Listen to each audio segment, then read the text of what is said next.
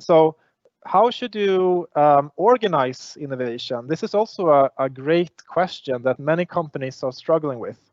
And the problem is that companies have to balance two types of logics.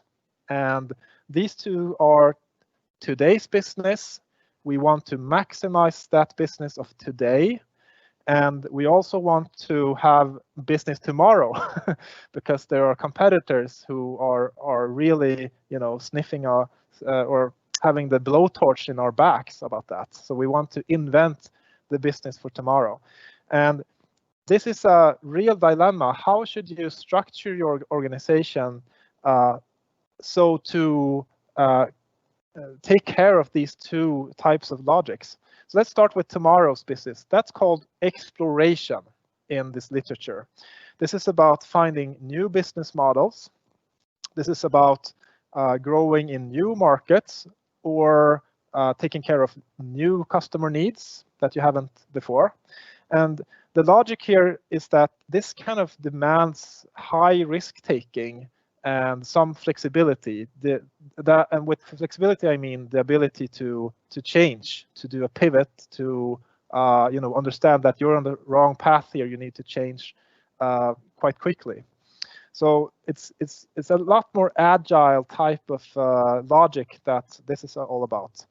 Whereas this side of, or this side of the equation is to exploit and maximize the current business model and to grow within current market or current customer needs.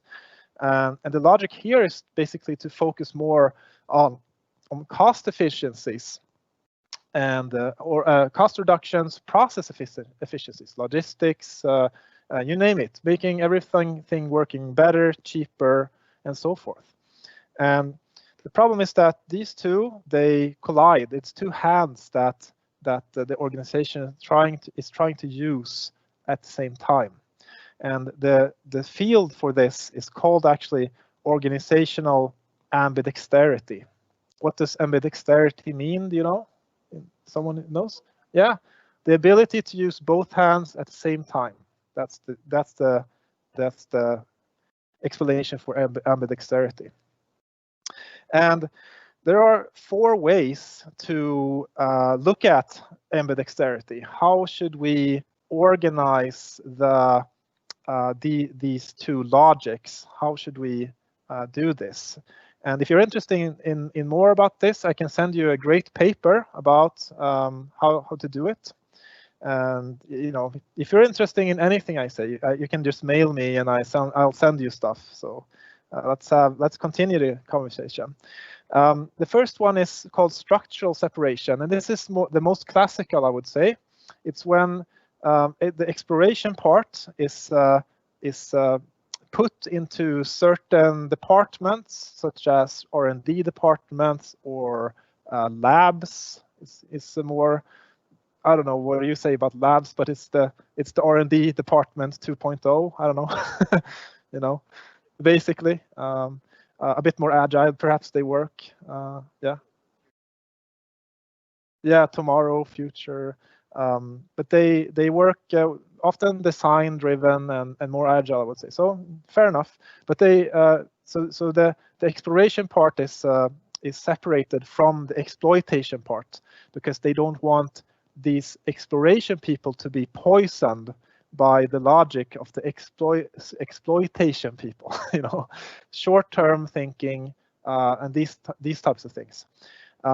So it seems to work fairly well, actually, but there are drawbacks to this as well. And the drawbacks is that it's hard to re-enter or to actually take what the exploration people are saying should work and to get the exploitation people to understand that the handoff between these people is a problem. And that takes a lot of work to get that working, actually. It's the not invented here problem, it's also called. It takes strong couplings at the management level to actually get this to work. The next is called temporal separation. This is not the most popular one, I would say. In this model, it's thought that the company has periods of exploitation where everybody is, maximizing what's current, and then during short sprints, the company should radically change its business and everything, and then it should go back to exploit, and then they should, and this is called a punctuated equilibrium. And as you can see, you're smiling in the room here, and I think you see the problems here.